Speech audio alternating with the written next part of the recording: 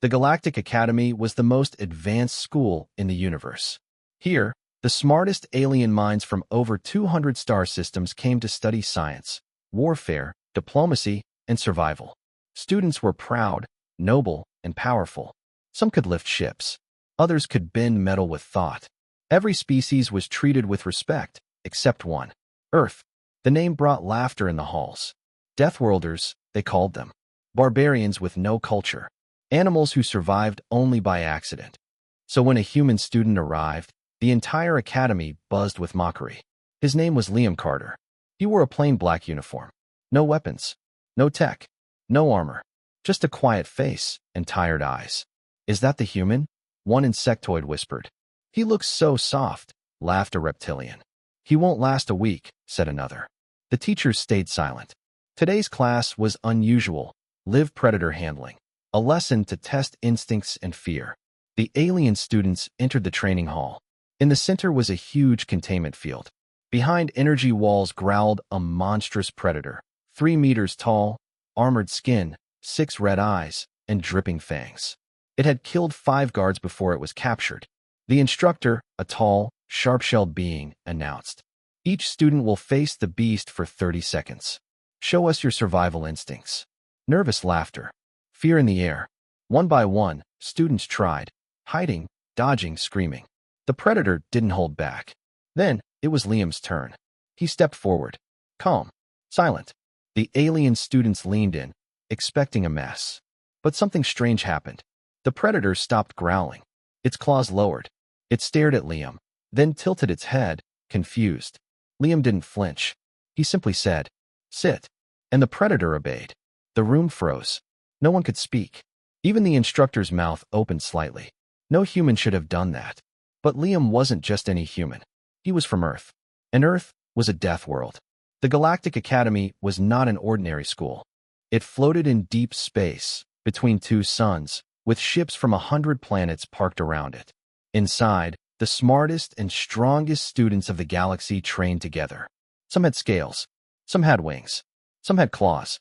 But all of them had one thing in common. They believed Earth was a joke.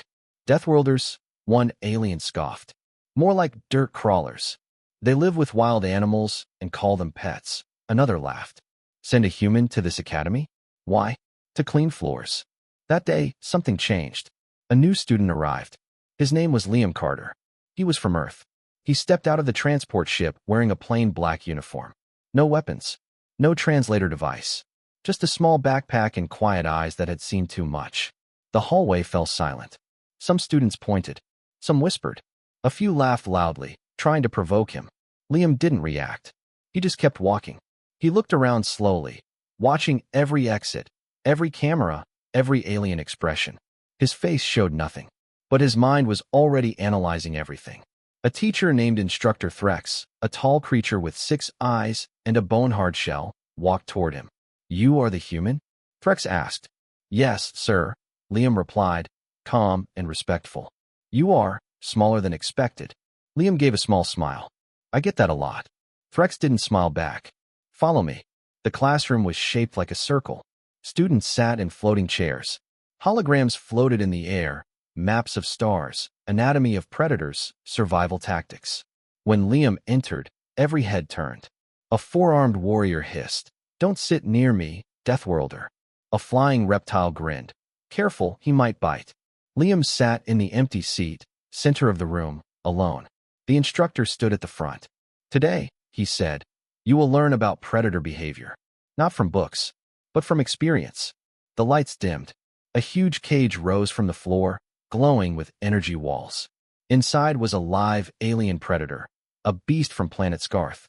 It had 8 legs, yellow eyes, and a mouth full of metal-like fangs. It growled, hungry and wild. The room shivered. "This creature," Instructor Threx said, "can smell fear. It reacts to weakness. You will each enter the field for 30 seconds. Survive, or be removed." Gasps filled the air. "Is this even legal?" One student whispered. "I'm too pretty to die," another joked nervously. But Liam said nothing. The first student entered. A tall blue alien with armor on his chest. The predator roared and charged. The student screamed and ran in circles. After 15 seconds, The shields pulled him out. Failed, said the instructor. One by one, the students tried. Some used force fields. Some flew. Some cried. None lasted 30 seconds. Then, it was Liam's turn. He stood up slowly. Everyone stared. This should be fun, a student whispered. He's going to die, someone said. Liam stepped into the energy field. The door closed behind him. The predator turned toward him. It growled loudly. Its claws clicked on the metal floor. Its breath steamed the air. But Liam did not move. He did not run. He did not blink. He just looked at the creature. And for some strange reason, the creature stopped. The predator tilted its head. Its growl became quiet. Its breathing slowed. Liam took one slow step forward. The beast lowered its head. The class went silent. Even the instructor's eyes widened. What is happening? Someone whispered. Liam raised his hand. Sit, he said softly. The predator obeyed. It sat. Not because it was trained. Not because it was afraid. But because it recognized him. 30 seconds passed. No sound. No movement. Only one thing was clear. The human was not weak. The human was not slow. The human was something else. Instructor Threx whispered, almost to himself. He didn't survive the death world. The death world survived him. The training room was silent. The alien students stared at the cage. Inside it sat a deadly predator, still, quiet, almost confused. Outside the cage stood Liam Carter, the human from Earth. Calm, cold, watching. No one spoke. No one blinked. What they had just seen should have been impossible. This was not a trained beast. It was a wild predator from Scarth, a planet known for its death tournaments and monsters. It had torn armored guards apart just weeks ago.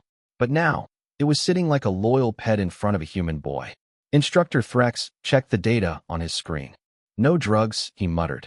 No neural controls. No sonic commands. One of the students, a lizard-skinned alien, leaned toward her friend and whispered, "Maybe it's broken?" "No," another said, his voice shaking. "It was going to attack us until he stepped in." Liam stood still inside the cage. He made no move to leave. He looked into the predator's glowing yellow eyes. The beast breathed heavily, as if confused, but not scared. Liam didn't smile. He didn't boast. He only said one sentence. "You're not the only predator here." Suddenly, without warning, the predator lunged. Faster than a bullet. Teeth wide. Claws ready. The entire class screamed. The shield guards reached for the emergency trigger. But Liam didn't flinch. Instead, he stepped into the charge. And just before the beast struck, he shifted his body with perfect timing. Whoosh. The creature missed, by less than an inch.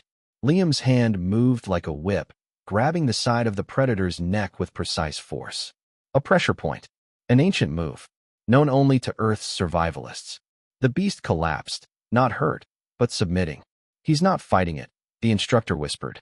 "He's dominating it." The classroom shook with disbelief. One student tried to make a joke. "What is he? Some kind of animal whisperer?" Another replied, "No, he's the animal." As med drones floated above, one alien student opened her tablet and searched. Earth, planet classification, death world. Dozens of images appeared. Volcanoes, storms that destroyed cities, animals with venom, claws, strength, speed, insects that killed with poison, plants that ate meat. Earth wasn't just dangerous.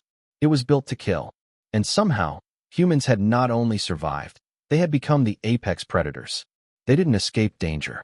They evolved through it. They raised wolves and called them dogs. They rode wild beasts and called them horses.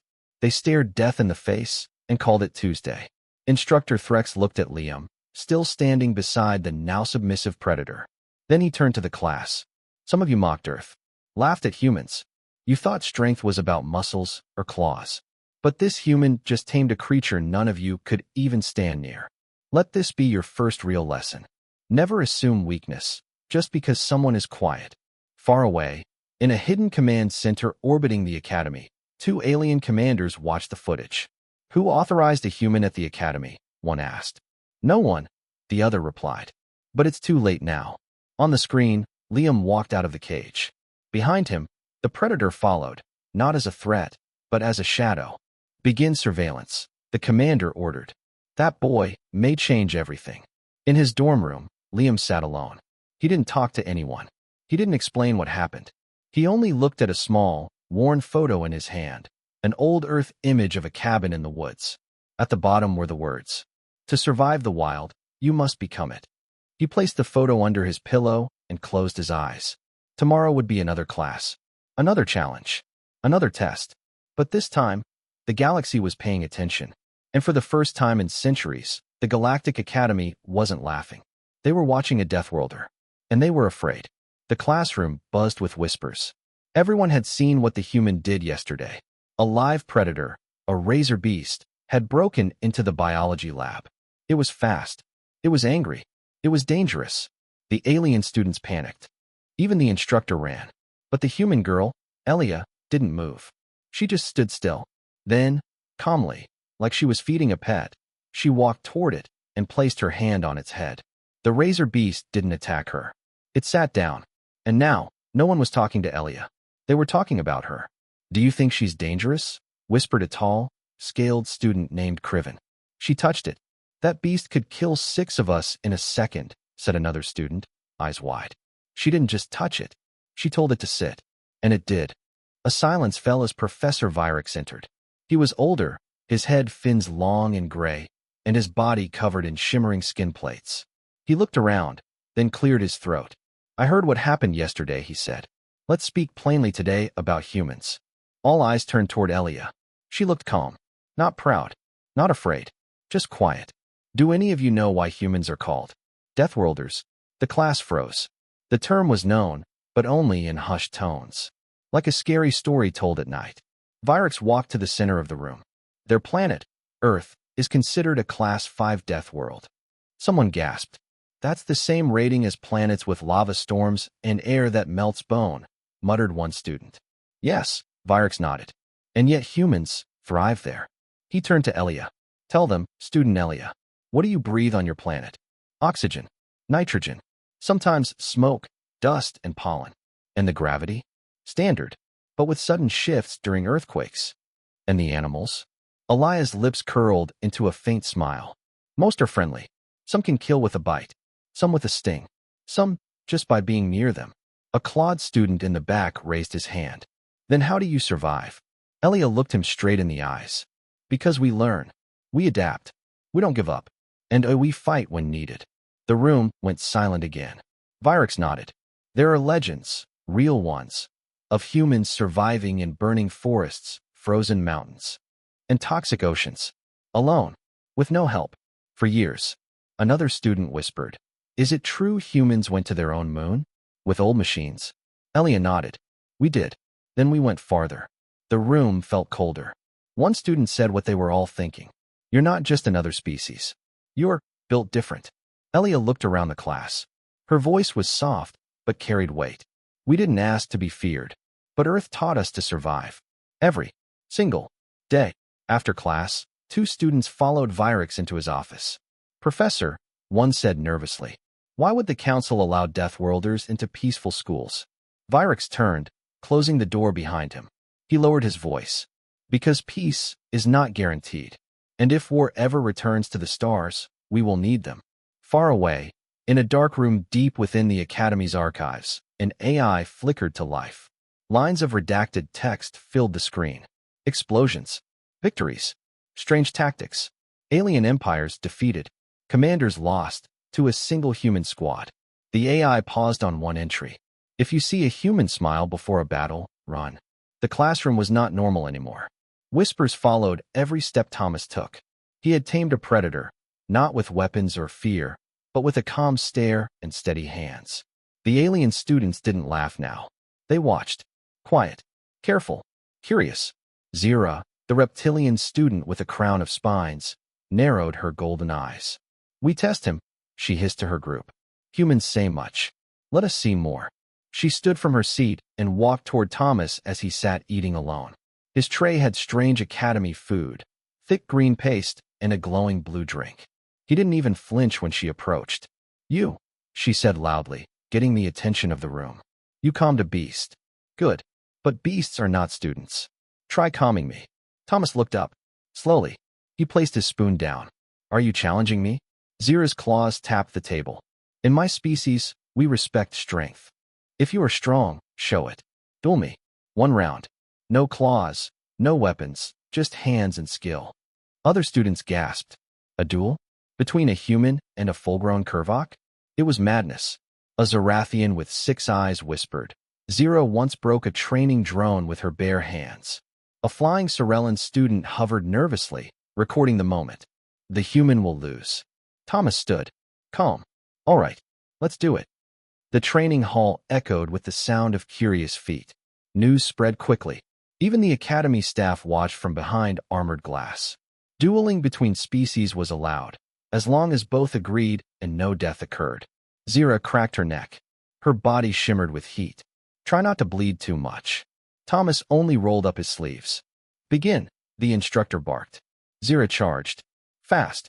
Claws retracted, but her speed was not dulled. Her punch came low, aimed at Thomas's ribs. He dodged. Not just moved. He flowed. It was smooth. Controlled. Human martial training. Not flashy, not loud. Efficient. He ducked, twisted, and with one motion, flipped Zira over his back. The crowd roared. Zira hit the floor with a shocked growl. She got up instantly and came again. Her strikes were stronger now, more like a warrior than a student. But Thomas blocked each one. Then it happened. Zira lunged. A feint. Thomas moved and trapped her arm. He spun, bent her shoulder, and pinned her to the ground. Gently, but firmly. She was caught. She could not move. Yield, Thomas said calmly. Silence. Zira stared at him. Her face changed. The aggression faded. She tapped her tail twice, the Kurvok sign of surrender. The crowd exploded with noise. Shouts. Screeches. Cheers. The human had won. Clean. Respectfully. After the match, Zira approached him again. But this time she bowed.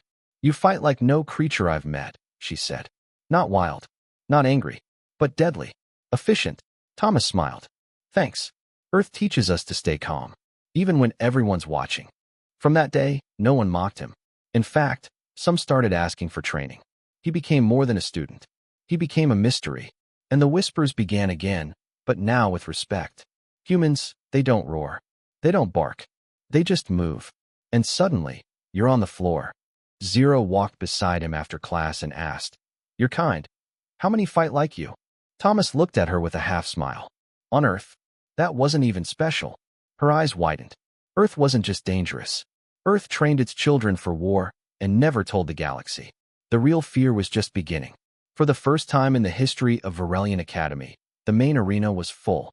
Thousands of alien students sat on metal benches, buzzing with excitement. Cameras floated in the air, ready to broadcast the event to every major planet in the system. Today was different. Today, an Earthborn was going to fight. Not just any fight. A real predator had been brought in, alive, angry, and hungry. And Kalen, the strange, silent student from Earth, had accepted the challenge. No weapons. No armor. Just survival. The announcer's voice echoed through the air. The students cheered, but many of them also whispered. He won't last 30 seconds. Humans are fragile. Why would he even try? Maybe he's tired of living. In the crowd, Professor Thivik sat still, arms crossed, eyes narrowed. He had seen many species show off. But this human boy, he didn't show off. He simply walked in silence, like something waiting to wake up. Below the arena floor, Kalen stood alone in a dim holding chamber. He wore no shirt. His hands were bare. No fear in his eyes. The walls rumbled. Heavy doors began to open. A deep growl echoed in the dark tunnel ahead. And then it appeared. A Zarkal beast, 12 feet tall, covered in thick bone-plated skin, fangs like daggers, tail like a whip. It was not just a predator. It was a planet killer. Even some battle-hardened soldiers refused to face it alone. Kalen looked up at the monster and smiled. On the screens across the galaxy, alien spectators leaned forward. Some sipped drinks. Some dropped them. Because the Earthborn boy didn't run. He walked toward the monster. The Zarkal roared and charged. The ground shook. In a blink, Kalen was gone. Then appeared again, on the beast's back. The crowd gasped. In a flurry of movement, too fast for the cameras, the human moved like a shadow. He jabbed a pressure point behind the monster's jaw. Its legs buckled. Another twist. Its tail slammed into the wall behind it, breaking stone. Then silence. The Zarkal collapsed. Unconscious. Alive, but beaten. The arena was frozen. No one cheered. No one moved. Even the announcer whispered, "Hey, he didn't even kill it." High above the arena, a voice crackled through a private comm link. "Change the files. Humans are not fragile. There's something else." And far away, in a council chamber on a distant world, a war general stood up in panic. "This is not a mistake," he growled. "This is a warning." The classroom was silent. Not because the lecture was boring, but because everyone was staring at the screen above the teacher's head. It showed something strange. A list. A ranking. Not of grades, not of power, but of danger. And right there, glowing in red, was Earth, human species classified level Omega. The alien students blinked. Some whispered. Others just stared in disbelief. "Is that a mistake?" one whispered. "No way. That's the Omega list. Only Death World species make it there. Humans? But they're so small. So polite. That new human kid, he said thank you when I bumped into him." But Zikra wasn't laughing. She was shaking. Because she had heard stories. Long ago. Whispers from soldiers who came back from old wars. The ones with missing limbs and haunted eyes. She remembered one name. Not a planet. Not a weapon. A species. "Humans," she muttered. Earlier that day, the teacher had announced a History of Galactic Conflicts session. Just a routine lesson, he said. But when the projector turned on, it wasn't routine at all. A video played. It showed a battlefield, scorched and silent. Bodies of powerful alien warriors, tall, strong, armored, lay broken. Some of the strongest species known. Then the camera panned to a small figure standing alone. A human, dirty, bleeding, smiling like he wasn't afraid. And in his hand, a broken weapon glowing red-hot. Captain Dorian Black, Earthborn, solo survivor of the Battle of Mirvalos. Responsible for the death of 4,200 Skarn elites, the AI voice said. One student gasped. "That's impossible. That many Skarn?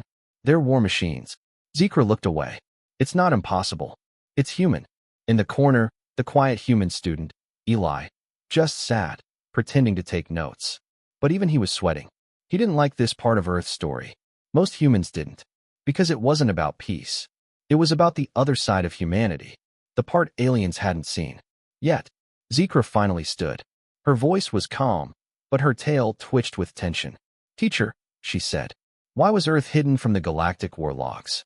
We never saw this history." The teacher, a retired alien general, paused. He looked at Eli, then back at the class. "Because we didn't want to wake the storm," he said quietly. "There are some species we don't try to conquer. We tried once. It cost us 10 fleets." He clicked the screen again. A second video played.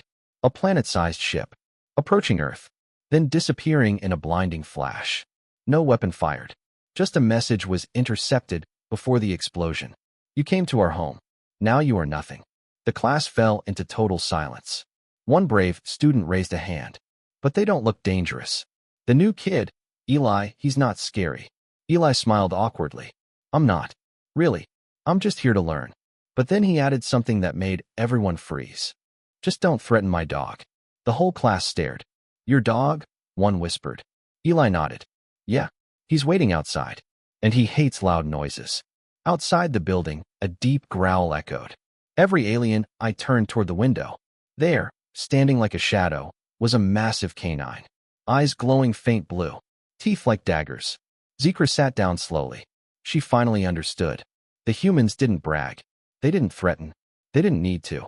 Because the galaxy already remembered. The arena was still smeared with the blood of champions. Alien warlords, merchants, and generals filled the stands. None were cheering. Because the air was wrong. Thick, cold, heavy, like something ancient had awakened. At the center of the arena, the proud Zarkith warrior stood tall, roaring with victory. He had just humiliated Earth's ambassador in a public duel. The crowd of alien elites laughed, until the arena's floor began to shake. No one noticed the Earthman was gone. No one noticed the cameras were glitching. No one realized a beast had been released. Until the gates tore open, not from outside, but from inside, and a shadow stepped forward, slow and silent. It wasn't the ambassador anymore. It was something else. Everyone thought the human was finished. The Zarkith warrior had broken his ribs, dislocated his shoulder, and slammed him into the ground like a toy. The aliens cheered. They called humans weak, soft, just clever animals with guns. But this human stood again. No weapons, no armor, just broken bones and fire in his eyes. The Zarkith champion backed away. For the first time, he looked afraid. The crowd went quiet, because something had changed. The human's body moved strangely, like it no longer cared about pain. His bones cracked back into place with a sickening sound. His blood boiled. Steam rose from his skin. A voice whispered through the speakers. Not from the human, but from the arena itself. Beast protocol unlocked. Welcome back, subject, Fenrir. Suddenly, memories flooded the screens. Hidden Earth files. Redacted experiments. Names of old classified units. All erased by Earth governments long ago. But not deleted enough. They showed him, the same human, in war zones across galaxies. A ghost. A living weapon. A beast Earth tried to forget. The crowd panicked. Some tried to leave, but the gates slammed shut. This was no longer a duel. This was an execution. The human sprinted forward, moving faster than physics should allow. In one breath, he vanished and reappeared behind the Zarkith warrior. The alien's head dropped. So did his body. Silence. Then, the beast looked up at the crowd, eyes glowing. Not with rage, but with restraint. And the message was clear. You wanted to see what Earth hides? You're not ready. The warship floated silently above Earth. But Earth was no longer silent. From the ashes of destroyed cities, from the bones of broken towers, something ancient stirred. Something human. Commander Relox stood at the edge of his ship, staring down at the blue planet. This is it, he said. The humans are finished. His second-in-command gulped. Sir, that signal, it's back. What signal? The one we picked up when we destroyed their moon base. The one we thought was a myth. A tremor ran through the ship. Suddenly, every alien screen went dark, and then lit up with a single image. A human man. Face burned. Eyes glowing. Breathing heavy. And behind him, the earth burning. He spoke just one sentence. You broke the sky. Now I'll break your stars. Then he vanished. Suddenly, Earth launched something. But it wasn't a missile. It was him. The Death Worlder. His body tore through space without a suit. No armor. No weapons. Just pure force and rage. He crashed through the alien warships' shields like they were paper. Aliens screamed. Guns fired. Cannons roared. None of it mattered. He walked through them like fire walks through dry leaves. His fists crushed titanium. His roar shattered audio systems. He didn't bleed. He burned. Relock drew his blade and charged. But it was too late. The human caught the blade midair, snapped it like a twig, and whispered, You called Earth weak. Now meet its wrath. With one punch, he crushed the command center. The entire fleet lost contact. On Earth, the remaining humans looked up at the sky and saw something fall.